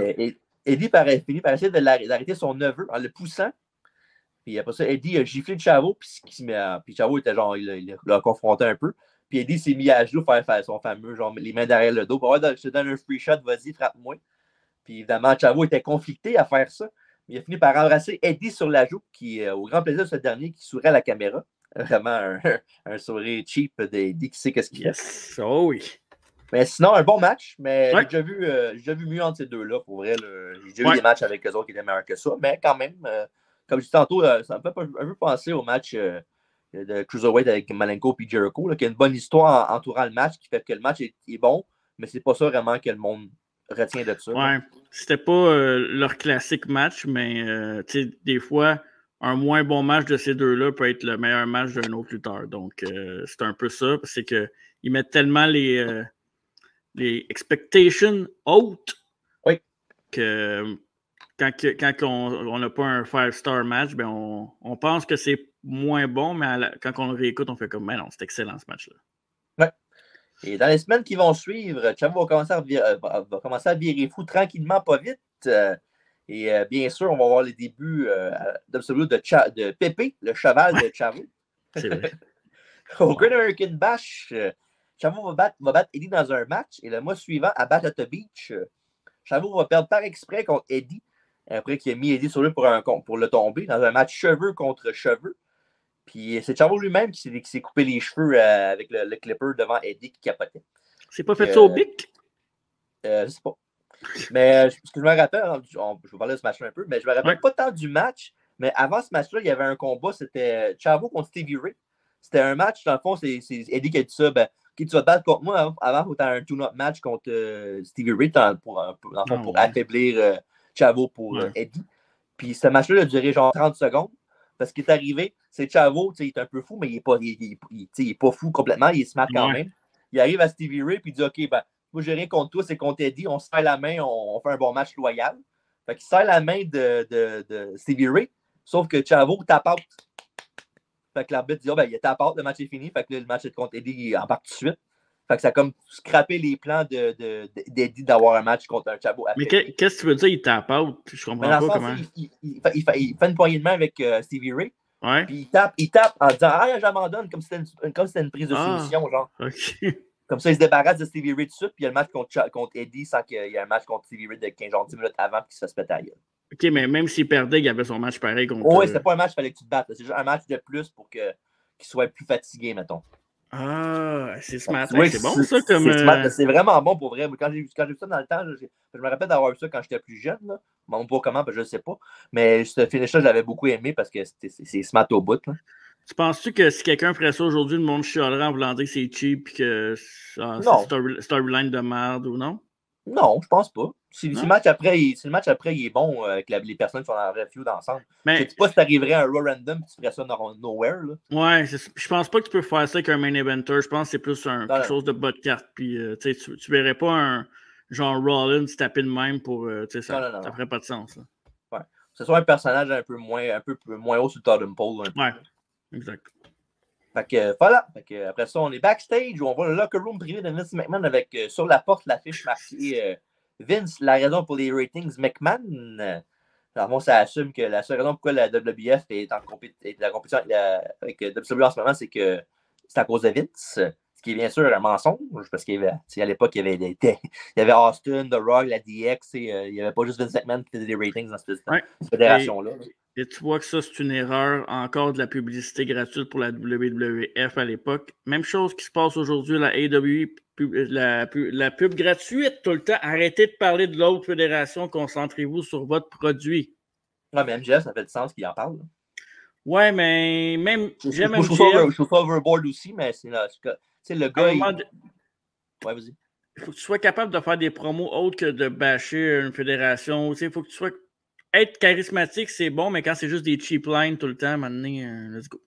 Ouais, bon, au moins, il est fort devant tout le monde. Faut pas ça dans les conférences de presse, cheap shot. Ça. Hypocrite. Ah non, ça, moi, tu sais que j'en pense. Hein, Trips? Je parle pas à Trips, je parle de CM Punk. Oh, ouais, me semble, ouais. Va manger tes. Va manger. Ouais, c'est ça, parfait. C'est rétro ici, là. Regarde ta garbage. C'est toi qui a commencé. Ben, j'ai rien dit, esti. Hey, by the way, bonne fête, hein? Merci, gentil. En plein milieu du podcast. Ah ouais. C'est sa fête avant hier. Ouais, le 23. Fait que merci beaucoup. J'ai le bel âge de 26 ans. C'est super le fun. Bref, prochain combat. OK, 28. Match numéro 7. Goldberg défend son titre US contre Perry Saturn. Ça censé être un combat gauntlet, mais évidemment, ça a été changé le jour même. Je parle en backstage, je parle pas en kayfabe. Ouais. Parce que because of SW. Mais en même temps, c'est correct. Carte sujette à changement. Hein? Oui. Ça, évidemment, Goldberg fait son entrée, puis calisse qui était over Goldberg, ça n'a aucun sens pour vrai. Oui, c'est un. Écoute, ça avait jamais. Ben, ça avait-tu déjà été fait des streaks avant, probablement, mais. Pas à ce niveau-là. Puis c'est plate que Goldberg n'a pas été mieux entouré dans le temps avec le power plant et tout ça. S'il avait attendu un petit peu plus longtemps, peut-être qu'il serait meilleur, plus safe. Puis, mais écoute, c'est une star. Il savait pas ce qu'il faisait dans le ring, mais comme tu dis, ça n'a aucun sens. Là. C'est fou raide. Fou raide. C'est à cause de ça qu'aujourd'hui, il peut encore gagner de l'argent avec des combats de 5 minutes. Ouais. Mais c'est parce que l'affaire, tu dis, il n'aurait pas à attendre plus tard avant de le ramener, il aurait été plus safe, whatever. Mais si tu attends trop longtemps, Goldberg, peut-être que tu n'as jamais la chance de le voir, là, parce que WWE, ils finissent en 2001. Là. Goldberg a été une grande partie de pourquoi ils ont continué si longtemps aussi. Là. C'est vrai. Mettons, tu fais arriver Goldberg, je sais pas moi, 1 an et demi, 2 ans plus tard qu'il a commencé. Pas la même chose. Là. Mais tu sais, moi, je me souviens juste, là, Goldberg contre Hogan, c'était à Atlanta, c'est ça, hein, je pense? C'est par après ça. Je vais en parler tantôt, mais c'est bien. Regarde juste la foule autour du ring. Tu vois quasiment même plus les participants que la hard cam. Là. Tu vois le monde là, qui se lève, là, puis la foule. En même temps, c'est sûr que ça aide, là, qui était dans son hometown. Là. Ouais, mais c'était même quasiment dans toutes les arénas. Il était nuts, là, la foule, quand Goldberg était là. C'était fou. Là. Ouais. Puis, tu sais, Goldberg, c'était vraiment une vraie streak là, qui avait du sens. Là, pas Tatanka qui ne perd pas pendant 2 ans, puis on s'en calisse. En tout cas. Capable de faire des cheap shots, moi, avec. Hein? Toi, tu fais AEW, moi, je fais Tatanka. J'aimerais ça que tu respectes les gens qui se doivent d'être respectés. Oh, d'accord. Je le respecte. C'est pas que je le respecte pas. Il est juste pas bon, c'est tout. Il est pas bon. Hein? Ben, il est pas bon non. Non, il est juste là. Il est pas. Là, on parle pas. Hey, on parle pas de Tatanka, on parle de WCW. On a fait ton affaire, là, tu switches le côté de bord. T'es comme Triple H, parfait. T'es vraiment ton Je savais, ça, c'était sûr que t'allais dire ça. Ah ouais. Il veut venir, là. D'autres, on a un third brand. Oh non, c'est developmental. Ouais, fuck you aussi. Bref, Goldberg commence ça fort avec un lariat et un Gorilla Press en Power Slam, pardon. Et après ça, Bill est en feu. Et Saturn sort se regrouper à l'extérieur du ring. Et pas longtemps après ça, Goldberg le met au sol avec un coup de pied en se retournant. Un genre de sidekick. Mm-hmm. Et après ça, Goldberg frappe le poteau en bas du ring et Saturn en profite avec un running dropkick de l'apron. Et après ça, on a un spinning heel kick de la 3e corde pour un compte de 1 seulement. Très beau move de Saturn. En effet. Et après ça, il remet ça avec un autre en courant des câbles. Goldberg réplique un belly-to-belly suplex, mais Saturn revient lui-même avec un brise-cou en courant. Et après ça, Bill il en fait un en position de suplex, un move qu'il avait à SmackDown Here Comes the Pain au PS2. Je dis ça parce que quand je le faisais, quand je jouais avec lui dans le temps, je ne savais même pas qu'il faisait ce move-là. J'étais genre, il a mis un move cool parce qu'il n'a pas beaucoup, mais non, il faisait à WCW, je ne savais juste pas. Ouais, il y a un moment donné qu'il y avait une coupe de moves à WCW. Je ne sais pas pourquoi il a arrêté de les faire. Ah ouais, peut-être parce qu'il a blessé du monde. Ouais, pas là-dessus. Anyways, on va le savoir bien assez vite. Il y a sûrement quelqu'un qui va se plaindre pendant les 30 prochaines années là-dessus. Hein. Avec raison. Si sa carrière serait finie à cause de lui, tu aurais peut-être disparu toi avec. Ma carrière? Bref, hein? La mienne ou celle de... Je te mets dans la situation de la personne que tu parles. Ah! Moi, j'aurais jamais accepté de me battre contre Goldberg, premièrement. Aussi, c'est ça. Bref, après une souplesse et un coup de pied super kick, Saturn utilise une chaise où il l'ouvre, il la met dans le milieu du ring. Il fait un springboard sur la chaise en dropkick derrière la tête de Goldberg qui va dans le coin. Sauf que malheureusement, comme tout bon heel épais, il restait la même manœuvre une autre fois. Mais cette fois-ci, il se fait attendre avec un spear énorme de Goldberg pour un nasty gros pop. Ouais. Et après ça, s'ensuit évidemment le jackhammer pour le compte de 3. Toujours champion et maintenant 88-0 Goldberg. Et le valeur, ça n'a pas été 98-0. Hein? La 98. Exact. Okay. Un match solide. Et Saturn a fait une très belle job. Ouais. Mon Saturn Appreciation Tour continue. Oui, 7 minutes de pur bonheur et tout un finish. Envoie la foule happy. Puis Saturn qui vend comme un dieu, évidemment. Oui. Et après ça, Goldberg va devenir champion de la WWE 2 mois plus tard, évidemment, ce qu'on a parlé tantôt, au Georgia Dome contre Hogan à Nitro. Wow. Et pendant que Saturn voulait avoir des problèmes avec Raven, évidemment, son leader, son leader de la flotte. Puis à Fall Brawl au mois de septembre, Saturn va battre Raven pour dissoudre la flotte. Et c'est contre lui que tantôt j'ai parlé de Chris Kanyon qui s'est tourné contre quelqu'un d'autre pour Raven, mais c'était Perry Saturn justement. Et évidemment pour que Kanyon joigne le groupe, mais en fond, je dis le groupe parce qu'il était dissous, mais il y avait encore du monde avec lui, pareil, qui se tenait avec lui à l'époque. Qui c'est qui était sous? Dissous, j'ai dit. Ah, ok. Pas 10 gars qui sont sous, l'équipe, c'est disband. Hein? Quel band? Laisse donc faire. Après un commercial sur Great American Bash avec Raven et la Flock, justement, on est prêt pour le match numéro 8. Eric Bischoff contre Vince McMahon. Tu as quoi à dire avec ta bouche en canard? Ouais, pas nécessaire. Après Bischoff qui fait son entrée, Michael Buffer appelle M. McMahon au ring et bien sûr, il n'arrive pas. Et Bischoff demande à l'arbitre Mickey J où il est. Il demande ensuite de sonner la cloche et de le compter jusqu'à 10 pour gagne par forfait.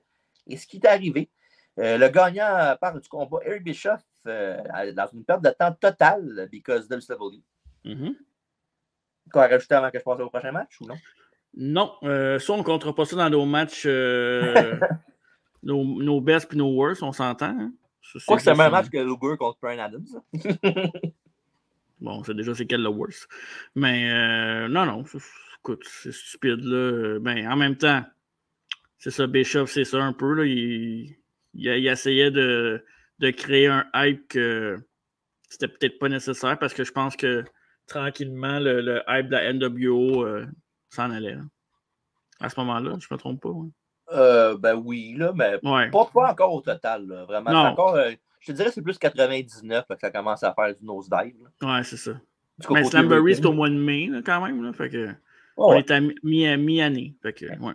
Ben disons que, tu sais, ça, mais les bonnes années de la NWO sont passées. Là. Ouais, c'est ça. Fait que tu vois qu'il y a besoin d'un vent de fraîcheur. Oui.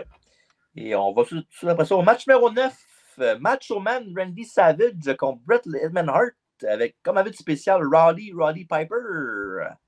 Avant que tu y ailles avec ce match-là, tu sais, c'est Bret puis Macho Man, c'est deux gars que j'adore. Là, mais autant que le match peut être bon ou mauvais, on dirait que j'ai de la misère à apprécier Bret et Macho Man à WCW. On dirait que pour moi, peut-être avec ma tête d'enfant, ça a toujours été des gars de WWF. Tu sais, quand je l'écoutais quand je les vois à WCW, on dirait que ça n'a pas le même impact. Même si ils sont pas moins bons. Ben, oui, un peu quand même, mais je sais pas. Il y a quelque chose qui me rentre pas dans la tête. Je suis pas capable de les apprécier autant. De faire le lien entre... c'est mental, là. C'est juste moi, là, mais... C'est mental. Ouais, exact. Savage a gagné le titre de la WCW à Spring Stampede le mois d'avant sur Sting avec de l'aide du gros sexy Kevin Nash. Et Hogan, bien sûr, était furieux de ça. Il a challengé le lendemain à Night Show Savage pour la ceinture. Un match shocking. Hollywood Hogan va gagner pour devenir champion de la WCW avec l'aide de Bret Hart. Ce qui a déclenché la guerre entre Savage et Bret Hart qui donne le match de ce soir. Paraît que c'est une storyline, pas sûr que ça serait arrivé si ça avait été de son plein gré. Non, vraiment pas. Je pense que Bret aurait aidé Macho Man à gagner, je pense. Ouais. Après ça, Bret qui niaise en bas du ring et Piper se tanne entre Hart force lui-même dans le ring. Et quand Bret étrangle Macho dans le coin, Hot Rod l'enlève et lui, le Hitman se font face. Et grâce à ça, Randy prend l'avantage sur Bret Hart. Sinon, pas grand-chose se passe pendant quelques minutes. Jusqu'à temps qu'il est à l'extérieur du ring. Et Bret Hart prend les marches et veut frapper l'homme macho, mais Randy se tasse du chemin. Et Savage se relève et envoie le Hitman dans les marches et par-dessus la barricade dans la foule. Évidemment, s'ensuit un petit brawl dans la foule. Avec, bon, rien à signaler vraiment. Là. C'est un brawl de foule. Et quand le Raven ringside, Macho lui fait un double axe et ça dans le dos. Et ensuite un slam à l'extérieur du ring sur le tapis. Et rendu dans l'arène, Bret Hart s'attaque au genou de Macho Man. Et marteau pilon qui spike Randy lui vaut un compte de 2. Et ensuite, pour ça, Bret reste à l'offensive avec un DDT et un casseur de dos. Yes. Et après ça, on a un elbow de la 2 de Hart, mais Macho n'est plus là. Et Savage souplex Hart, ben, il s'est passé le chemin. Okay. La piscine était vide. Yes, sir! Savage suplex Hart et boite jusqu'au 3e corde, mais réussit quand même à descendre du coude. Sauf que sur l'impact, il tombe sur son genou. Fait que ça fait qu'il prend un peu de temps à couvrir Bret Hart. Malheureusement, c'est seulement un compte de 2. Exact. Et Bret Hart donne un coup de pied au genou de Savage. Il lui fait le sharpshooter, mais voici Miss Elizabeth qui arrive en courant. Trouble. Ouais. Et Piper et Elizabeth s'échangent des mots pendant que Bret et Macho continuent de se battre dans le coin. Et après ça, Savage enlève à Hart un genre de coup de poing américain. Puis Bret le supplie de ne pas l'utiliser. Puis après ça, Bret Hart frappe Piper derrière la tête. Et pendant que Savage va donner un coup avec le poing américain sur Bret, qui demande encore la pardon, Bret Hart arrive dans. Pas Bret Hart, mais Hollywood Hogan arrive derrière Savage, il donne un lariat derrière la jambe, ce qui le fait tomber. Wow. Et après ça, évidemment, Hogan prend Savage, il l'amène dans le coin, puis il fait juste casser la jambe dans le poteau. Et après ça, Bret ramène évidemment Macho dans le ring. Il lui fait un shot dans le milieu du ring. Après ça, Piper, évidemment, il check Savage qui a genre le coup dans la main parce que Piper s'est réveillé parce qu'il a reçu un coup derrière la tête. Fait qu'il pensait, juste avant qu'il reçoive le coup sur la tête de Bret Hart, il s'est dit genre S-Snake, Macho Man, puis ils sont poussés les deux. Fait qu'il pensait sûrement que c'était lui, même si c'est Bret Hart qui l'a utilisé. Exact. Puis dans le fond, il demande à Savage s'il l'a utilisé. Savage, évidemment, il répond pas parce qu'il est un hard shooter, il peut vraiment jaser. Puis il tape out. C'est la victoire du Hitman par soumission avec le sharpshooter. Et après le combat, Piper prend l'objet et s'en va avec. Et à Nitro le lendemain, Piper a renversé, même changé la décision pour une victoire de Macho Man par DQ. Ouais. Fait que le mois prochain, au Great American Bash, Piper et Savage vont faire face à Hogan et Bret Hart. Un match que, évidemment, Bret Hart et Hollywood Hogan vont remporter. Moi, je suis curieux, en tant que fan de Bret Hart, comment tu as trouvé le match? Là? Ben, je vais dire tout de suite mon review du match. Alors. Match décevant, j'ai trouvé, pour vrai. Ouais. Ben, surtout pour des gars de même. Là, quand tu penses à des matchs Bret Hart, Macho Man, ça va être écœurant. Ça va être un minimum, un 4-star match minimum. Mais c'était pas mauvais. C'était pas très bon. C'était correct. Mais je trouve ça décevant quand même comme match.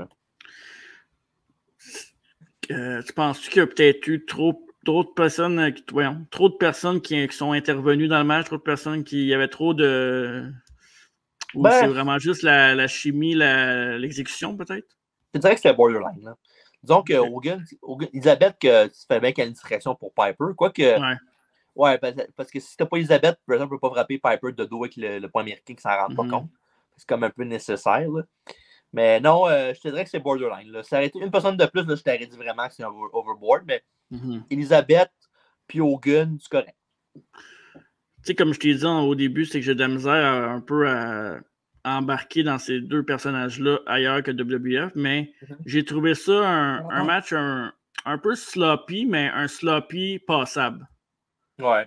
Tu sais, genre, pas mauvais, pas bon, mais tu t'attends à plus de ces deux-là, mais en même temps, tu te dis, WCW va se passer de quoi dans le match qui va faire que ça va peut-être être trop. Fait que c'est ça. Ce genre de match-là. Ouais. Ben, tu sais, c'était pas, comme j'ai dit, c'était pas mauvais, mais c'est juste que tu t'attends plus quand tu vois ces deux-là sur le marquee. Et ce qui me fait rire, c'est que ça fait 3 fois qu'on se dit, c'est pas leur meilleur match, mais c'est pas mauvais. On a dit ça 2 matchs avant aussi. Ben, c'est parce que c'est vrai. Exact. Fait que ça veut dire que c'est des bons lutteurs pareils, même quand il n'y a pas un très bon match, le match est bon quand même. En plein ça.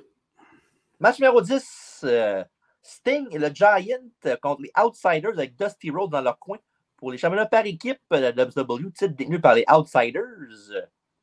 Et Scott Hall a quitté après Uncensored pour partir en réhabilitation. Pardon. Ouais. Pour vrai, là, pas juste storyline. C'était vrai parce qu'après, ils ont pris en storyline après. Là. Je l'avais dans mes notes, mais je m'en doutais que tu allais le dire. Ouais. Juste avant Slamboree, Hogan et Nash ont eu une confrontation et pendant que ça arrivait, le Giant est venu attaquer Nash en portant le chandail de la NWO pour la rejoindre la faction pour la deuxième fois parce qu'il l'avait fait avant de se faire. Parce qu'il avait gagné World War III. Puis il y avait un title shot, mais Hogan ne voulait pas y donner parce qu'évidemment, c'est NWO, c'est sa faction à lui. Puis c'était tourné contre le Giant. Fait que il a décidé de retourner avec lui. Pourquoi, je ne sais pas, parce que, tu vois, because of WCW, I guess. Exact. Parce que c'est Big Show, Giant qui fait des turns tout le temps. Ouais. En même temps, il fallait bien qu'Hogan ait son heavy, si on veut. Là. Ouais, bref, fait que, évidemment, il a dit à Sting, après ça, parce qu'il était partner avec Sting avant ça, fait qu'il a dit à Sting de faire son choix ce soir, savoir s'il joint l'NWO ou bien avec son partenaire ou bien pas pantoute. Fait qu'on va savoir ça, hopefully, ce soir. Après la pause. Oui. Et Hall et Sting commencent pour leur club respectif. Et Hall fait un choke slam et moque le Giant, ce qui fait que Sting devient qu'un face power quand il fait attends. T'es carré. Ouais, t'es carré. Après 2 coups atomiques et des Stinger Splash dans le coin, Sting tente le Scorpion Deathlock, et qui est le Sharpshooter Push. Mais Nash embarque il essaye un jackknife. Mais le Giant l'empêche. Et les deux s'affrontent maintenant.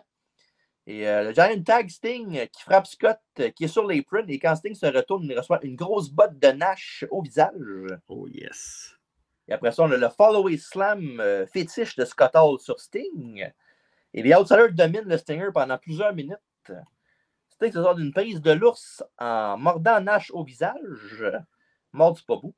Il réussit le tag au géant qui lui amène le gros sexy dans le coin et le malmène. Un slam suivi d'un coup de boule entre les deux jambes de Kevin Nash. Et une leg drop donne 2 au géant qui monte après ça au top pour un gros splash. Mais malheureusement pour lui, la piscine était vide. Il n'y avait personne. Yes. Dusty Rhodes monte sur l'apron pour causer distraction. Et pendant ce temps-là, Kevin Nash place Giant avec un jackknife powerbomb. Sauf que Scott Hall arrive dans le ring, prend la ceinture et frappe Kevin Nash dans le dos. Un heel turn, brother. Et après ça, Scott Hall, évidemment, ça permet à Giant de faire le compte de 3 sur Kevin Nash. Puis gagner les titres par équipe pour que, en fond, Scott Hall et... non, pas Scott Hall, Giant et Sting. Ouais. Puis, fait que c'est ça. Fait que Sting est genre... Quand le turn arrive, Sting est temps sur les prints, puis genre, il revient pas. Là. Il est genre... Il n'a pas vraiment l'expression faciale. Il a juste des gros yeux, puis ça demande qu'est-ce qui se passe. Ouais.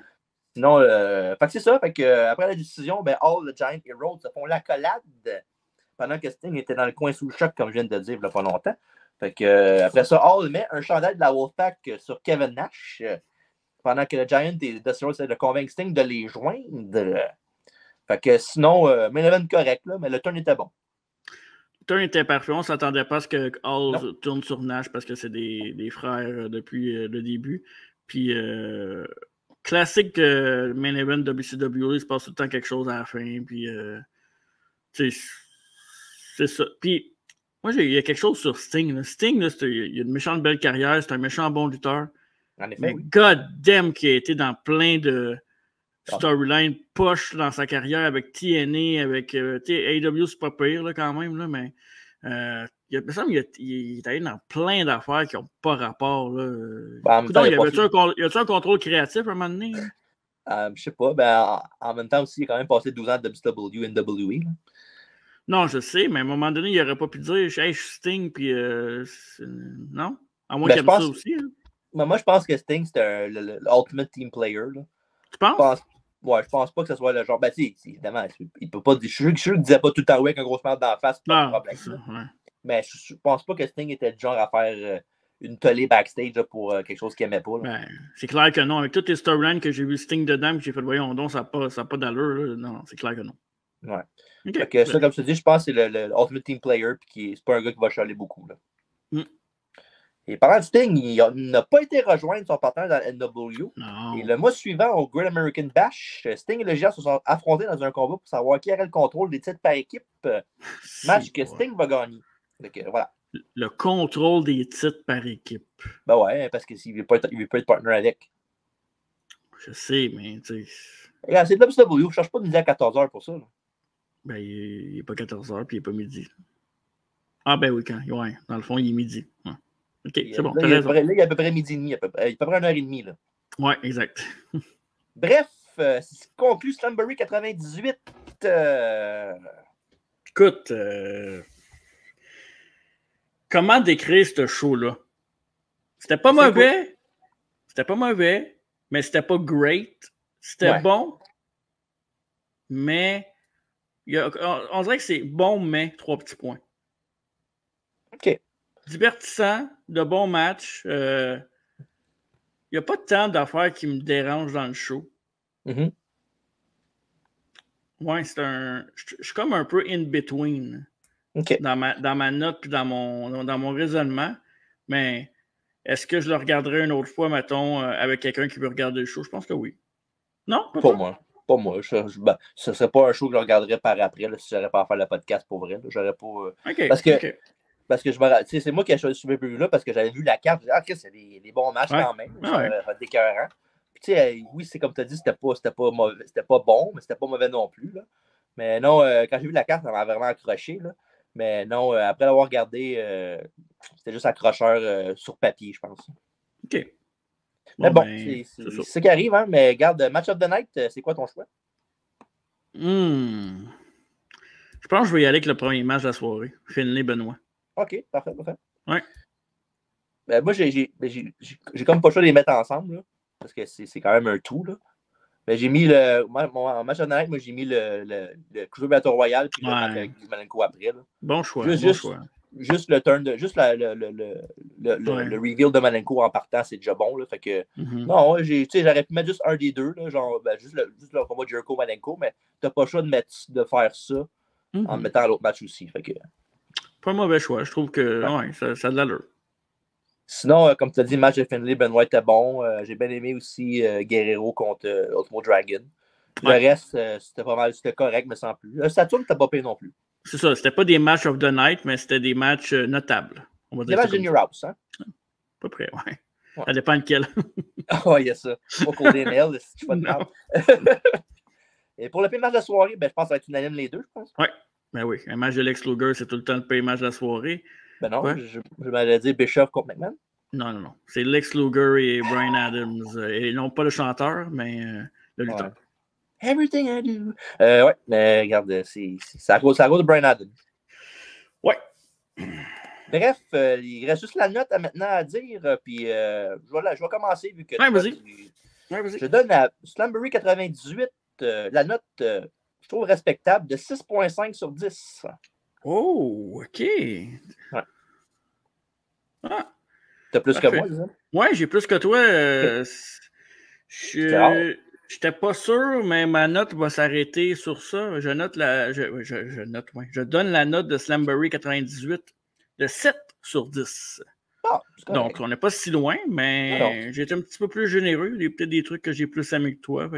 C'était back and forth entre 6.5 et 6. Là. Ouais, c'est petite affaire. Une petite barre d'énergie.